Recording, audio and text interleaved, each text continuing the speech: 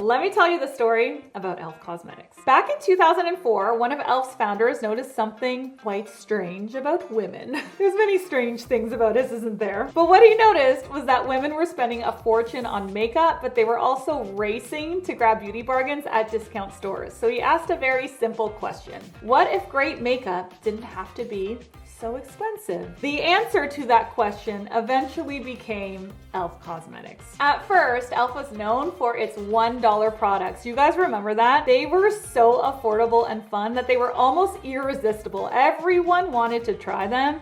But then something quite unexpected happened. e.l.f. got really good at spotting the products that beauty lovers were obsessed with and creating their own versions of it for a fraction of the price. Dupe.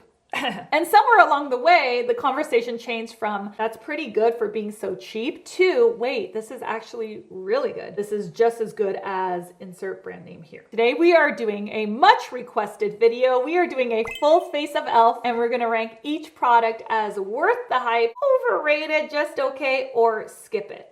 Let's go. Let's get started with primers. Now, e.l.f. has a lot of primers and I've tried all of them and I have thoughts. I love some of them and I don't like some of the other ones. But the first one I want to show you is this one because I think this is a really interesting new launch. This is the e.l.f. Stay Cool Primer Stick. And the reason that I love this is because it looks really great under concealer. If your concealer tends to get dry and crackly and separate and really merge into all those little fine lines and wrinkles, these sticks can really help with that. Now, Dalba came out with one that everyone's talking about. In fact, I did a sponsored reel for it, showing kind of concealer without it, and then applying it, putting concealer on top, showing the before and after, how much more youthful your under eyes look when they are hydrated. This Dalba stick is oil-based and it works incredibly well under concealer. This e.l.f. stick is water-based, so they're not exactly the same. It's not like an ingredient for ingredient dupe, but the effect that you get from the e.l.f. is surprisingly similar to the effect that you get from the Dalba for a fraction of the price. So if you are on a budget and you really want this, I would suggest getting this and giving it a try. So the nice thing about this is that you can apply it anywhere that you struggle with dryness. On the website, it claims to give the skin a glass skin effect or a glass skin look, and it does. It hydrates really nicely, but in a very natural way. It's not over the top. I like applying it only under my eyes because my skin is so oily, but if you have any dry patches, you can apply it on that area before makeup as well. This is worth the hype. Tula also has a product just like this that's also really good, and this is very comparable to the Tula one. Almost the same, I would say. Now, the primer that went the most viral of all the primer lineups is definitely this guy, the Power Grip Primer. There is Power Grip, and then there's Power Grip plus niacinamide. I find these pretty much the same, except this one is green, doesn't have niacinamide. This one has 4% niacinamide. Now, I'm gonna be honest. I hate this primer, and I hate this primer because I hate all grippy primers. I just hate them. This is obviously a dupe for Milk Hydro Grip Primer. I mean, it's almost embarrassing how similar it is. Power Grip, Hydro Grip, like... it's almost shameless, isn't it? But I mean, hey, they're selling. I'm gonna put this on half my face for you to see. Every single time I wear it, I regret it. And the reason is because it is so sticky, which I mean, that's what it's supposed to do. It's supposed to be sticky so that your makeup sticks to it. But on my oily skin type, it makes me look so greasy. It turns my skin into an absolute grease ball. One primer that I actually do really, really love is the Poreless Putty Primer. This reminds me a lot of Benefit Professional. It just comes in a different type of applicator. This is a pot. Benefit Professional comes in a squeezy tube. I find that this one is really, really nice. It's smoothing. It doesn't make you look too oily, and it does fill in some pores. I also find that the Hydrating Face Primer is really, really, really nice. This has almost the exact same texture as Smashbox Photo Finish. So you can't even tell at all on my hand which side is which. They blend in the same. They feel exactly the same. They're both a little bit hydrating. They have that silicone-y slip. If you love this very classic primer, then you're going to love this one and you are going to save yourself some money. Let's use a little bit of the Poreless Putty. I'm gonna apply it here on my nose so you can see, right? It's smoothing it out. And I have quite a few pores in here. So on this side, my face looks blurred and smoothed and really hydrated. And on this side, my face looks quite shiny and quite sticky. Like, I mean, it is sticky. Look. It's sticky. This is super viral, but for me, I say skip it. Skip it. Worth it if you like silicone-based primers. Worth it if you like poreless primers. Let's move into the Radiance Booster category. So this is the Halo Glow Liquid Filter. This is a glow booster to make your skin look more radiant, and there's so many different ways to use it. Okay, I need to put a headband on because my hair is all over the place. So this is a clear dupe for the Charlotte Tilbury Hollywood Flawless Filter. An exact dupe. It's crazy, but I actually think that this one by e.l.f. is better than the Charlotte Tilbury one, if that's even possible. So you can use this in so many different ways. You can apply it directly on the skin and use it underneath foundation. You can apply it completely on its own and not put foundation on top of it at all. It's not going to give you coverage, but it's going to give you glow. You can also mix this in with your foundation, or you can apply it on top of foundation as a liquid highlighter. Honestly, you can even just mix this with your moisturizer and it will look gorgeous on a very natural day where you don't want to wear foundation. Do you see how that's created like a really soft focus glow? Isn't that so pretty? Halo Glow Liquid Filter. Identical dupe for the Charlotte Tilbury Flawless Filter. Most people like to use this under their makeup. I like to use it over my makeup. Take a drop of it on the high points of my face. Take your fingers and you just blend it in. And this is gonna give you an all over gorgeous glow. See how good that looked on her? And she used it over her makeup. So I'm telling you, this is such an easy product to incorporate because there's so many ways to use it. You will go through the tube. You'll love it. The quality is phenomenal and the price is unbeatable. Let's move into another huge internet favorite, especially amongst the mature community. I hear a lot of the amazing mature creators talking about this and loving it. It's the foundation category. Can you guess what it is? Do you know? Let me know in the comments if you know. It is the Soft Glam Satin Foundation. The nice thing about this is that you can sheer it out by just applying a tiny little bit, stamping it on with a damp beauty blender, but you can also build it up. It can be, you know, quite full coverage actually, but it doesn't have to be. So the buildable formula is really nice. All right, so let's talk about this foundation that I just bought. Now this is new to me and so far, like very good. Wow, I love the color. And it feels really light. It's true. It does feel really light. It goes on buttery, but it doesn't feel super heavy. All right, this is the finished look. I absolutely love it. So here's how Soft Glam looks over the Power Grip Primer, and here's how it looks over the Poreless Putty Primer. It's excellent. Honestly, this is only $9. That's crazy. $9 for 30 mils. I obviously like how this side looks so much more than this side because Power Grip just makes me way too shiny, but it's hydrating. It covers nicely. It's buildable. It does last all day. I've used it multiple times. Excellent. Definitely worth the hype. Let's move in to concealers. I have tested 2 of e.l.f.'s concealers over a very long duration of time. e.l.f. Hydrating Camo Concealer is a dupe for Tarte Shape Tape.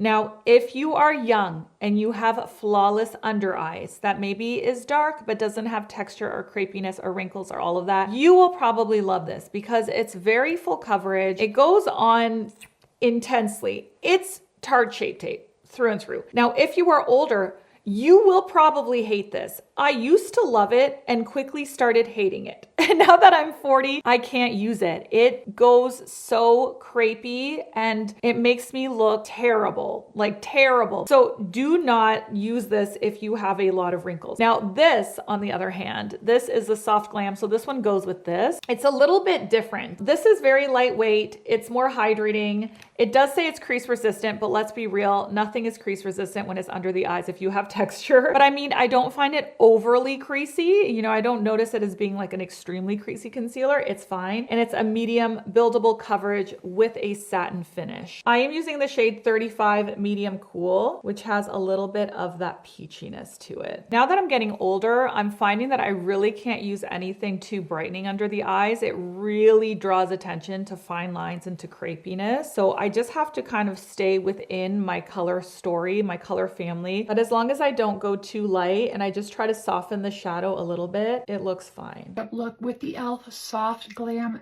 Satin Concealer, And I really like this one. It doesn't require setting down with a powder. And today I did use it underneath my foundation. I think the key to making this look good on mature skin is a really good hydrated base to make sure the under eye isn't dry. I completely agree with her, and that's why it pairs really well with the Stay Cool Primer Stick. This will give you that kind of boost of hydration before using this, and it won't make your under eyes look too dry. Also, how gorgeous is this woman? Like, can we just take a minute to appreciate her beauty? And I think with this, a little bit goes a long way. It's really nicely pigmented. It is buildable, but I found that the medium coverage of this was really nice. e.l.f. does such well-priced products, and for a drugstore concealer, I think this is really nice. If you like a concealer that's really richly hydrating, this might not be the one for you. But I don't find it a drying formula either. It gives me just enough coverage with a nice satin finish. Sometimes when we get too much glow and too much hydration under the eyes, if you have any puffiness, it will accentuate that puffiness. So sometimes you just want a satin finish, you know, to camouflage and smooth. And I do feel like it did that. So I like this concealer. I've been wearing it all weekend and I am finding it nice. I don't find it's accentuating any fine lines and wrinkles. I also agree with her that you don't really have to set this heavily. It's not one of those concealers that's going to become like a creasy mess,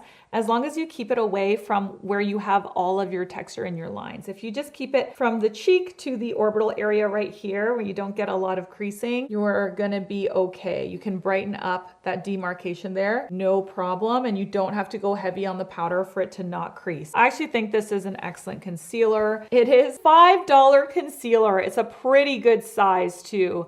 I mean, you cannot go wrong with that. This is definitely worth the hype. But in terms of the camo concealer, if you have any texture under your eyes, I would absolutely skip it. This, you know, just don't even bother. You're gonna hate it. It does not wear well with lines at all. Let's move in to bronzer. Now, I just discovered these bronzing sticks and they are phenomenal. Now you guys know the way that I normally apply my bronzer is I put it on the back of my hand. I pick it up with my contour brush and then I buff it into the areas that I want to toast. And I like to toast the edges. So my forehead, my cheekbones here. This is another home run product, you guys. This is so nice. It is super creamy. It's buttery. It goes on with a little bit of luminosity, but it's not too glowy. It reminds me a little bit of the Merit bronzer, actually. It's a little watercolory. You know what I mean? It's not too intense.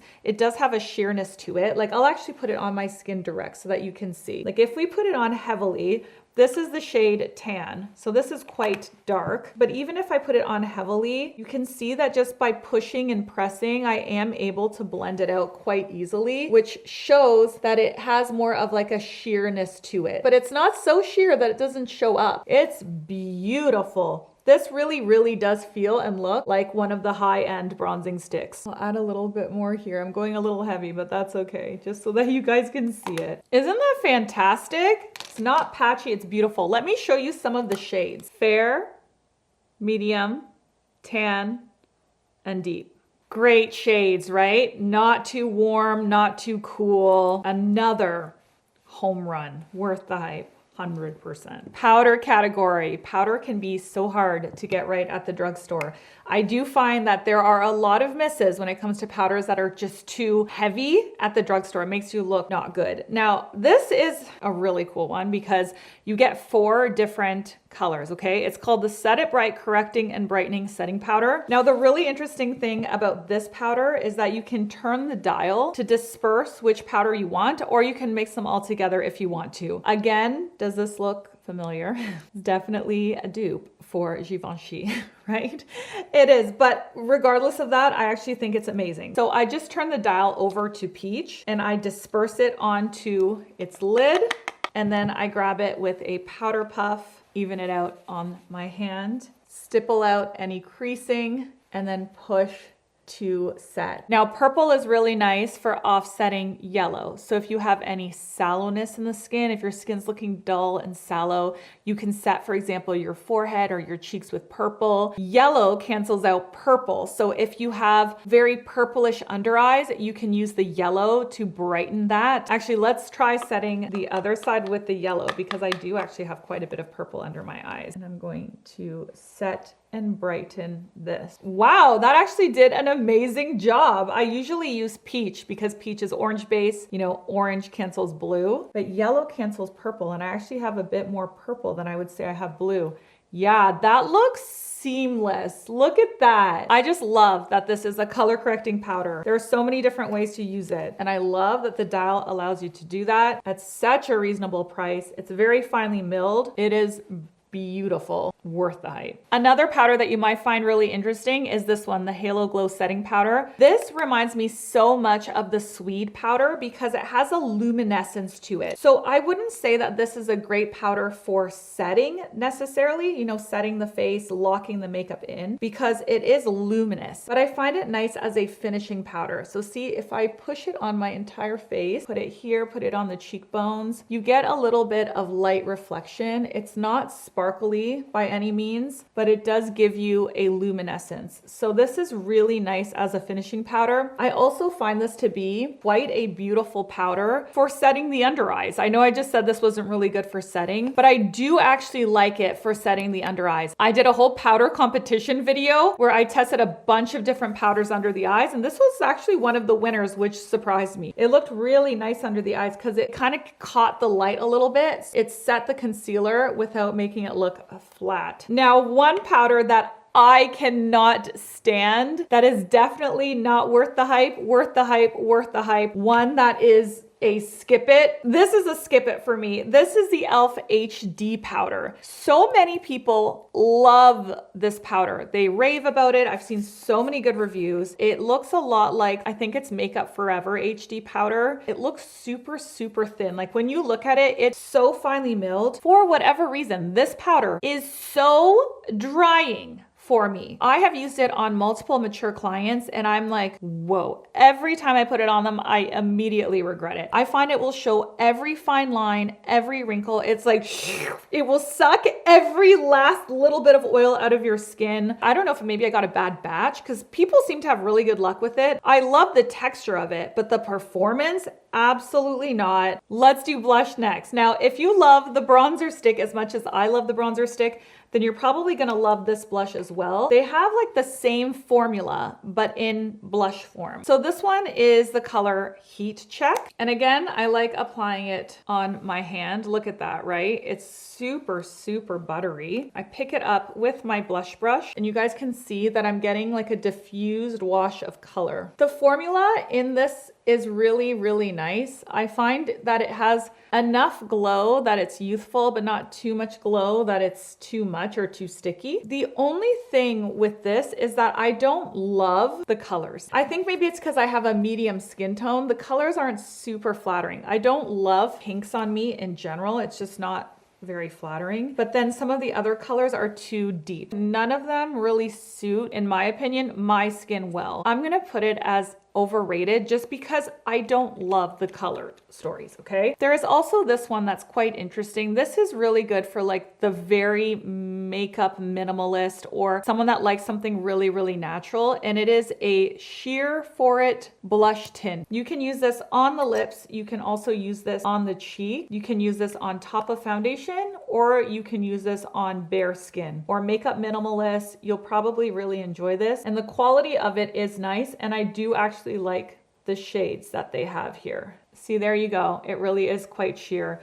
You can also use this on the lips and it does stain the lips too. But see how it does it in a really nice natural way. This is good for what it is. It's not my favorite product, but it's worth it if you like this type of product. Now, my favorite blush of the e.l.f. blushes is definitely this one, which is the Camo Liquid Blush. I find that this is just as good as all of the high-end blushes at Sephora, the high-end liquid blushes. It goes on super smoothly. I find that the color stories in this to be a lot more flattering. Like this is called Suave Mauve. This is so wearable for so many different skin colors. I'll show you with the other brush. You can pop it on. It goes on quite pigmented, but it blends out really pretty. It lasts all day. See that? Gorgeous. So pretty, right? It's not patchy. It's not streaky. Beautiful. just as nice as all the high-end liquid blushes. Worth it. Let's talk brows next. So this is the Microfine Brow Pencil, and I actually love this pencil. I really do. And the reason that I love it is because the tip is so super skinny. I'm gonna use the shade Neutral Brown. One thing that I really like about this formula is it's a little bit on the drier side, and because it's so fine, you can sketch the hair strokes in pretty easily and pretty well. Everyone is loving the brow pen life right now because we can sketch in hair strokes, but brow pens are difficult for beginners. They really take a lot of practice. Because this is so thin, you can sketch in your hair strokes, but you're not going to get the bleeding and all of the issues that you get from brow pens. You're not going to get that same super precise 3D brow effect that you'll get from a brow pen, but I mean, it's pretty close and much easier to work with. This is definitely worth it. Eyeshadow. We have to talk about these because these are the brand new liquid velvet shadows that were launched by e.l.f. and they are obviously a dupe for the Giorgio Armani liquid shadows. The Giorgio Armani liquid shadows are phenomenal. So the one that I'm going to use on my eye, I'm going to do something really simple. It's beige and bougie. So it does go on in that same velvety way. And then you have a little bit of working time to buff it onto the eyelid. Now, I've been playing with these for several days. And one thing that I have learned about these is that they are super budge proof. They set and they are not going anywhere. Actually, when I swatched them on my hand, I had a bit of a hard time getting them off with soap and water. I had to use makeup remover. They really do adhere and they stay and they do not crease at all. So for that reason, I think it's awesome. I'm rating it as worth it. Very affordable, great alternative to the expensive liquid shadows at Sephora. And I mean, you are getting crease-free wear all day long. I'm telling you, it's really good for that. Before we move on to eyeliner, I just want to show you these two. These are Finest Fleck Glitter Eyeshadow. These have also been getting a lot of attention online, and they've been compared to the Patrick Ta ones a lot. Now, I just have to say, they're not like Patrick Ta. They're just not as good, I'm gonna be honest. This was one of the launches that I was underwhelmed with, and let me tell you why. I find this to be really chunky glitter. I don't know, I just find chunky glitter is just not really in anymore. I also find them very one-dimensional. It's just an outdated glitter. This is one product that I just don't think e.l.f. nailed. I mean, it looks all right. I would just never do this in real life. Is anyone else still into glitter, or have we moved on from it? If we're gonna do glitter, it has to be super fine, satiny, delicious metallicness, not just glitter. I don't know. I would skip it. Liner. This is the Smoky Kohl liner. I actually found a liner that's sharpenable. There are retractable liners and sharpenable liners, and I am a liner expert now, as I'm sure you guys know. If you are new here, you don't watch my channel, I just launched my own line of eyeliners. I've been working on them for years, and I know so much about eyeliners, it's kind of crazy. I was actually really excited to see a smoky liner. This is Kohl. My liners are Kajal, so it's a bit of a different formula. This is the shade Brownie Points. It's definitely not the worst liner I've ever tried in my life. It's mediocre. If you want a budget eyeliner, you don't like a very creamy formula, you like something a little bit drier, you might really like this. Let's do mascara. e.l.f. Lash and Roll. Look familiar? They're not even pretending that they're not copying. I think this is a fantastic mascara. Worth it. I'm so excited to show you this new product because this just launched and I'm all over it. You guys know the Huda Beauty lip stains. There are some people that love this online, some people that hate it. The people that hate it typically hate it because they say it dries out. And the reason it's drying out is because the way that the barrel is kind of designed is that you need to store it upside down, which I know is annoying, but it's because you have your felt tip applicator on the side and all of the ink here needs to drain into the felt tip applicator for it to work. So I actually like these. I find them really convenient when you want a lip liner that's going to last all day. So when I saw that e.l.f.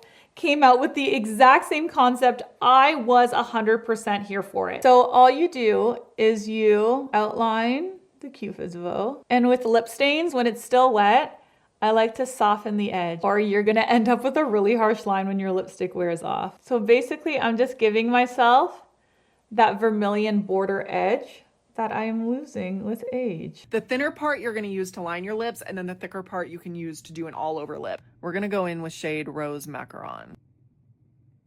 Do you see how precise that was?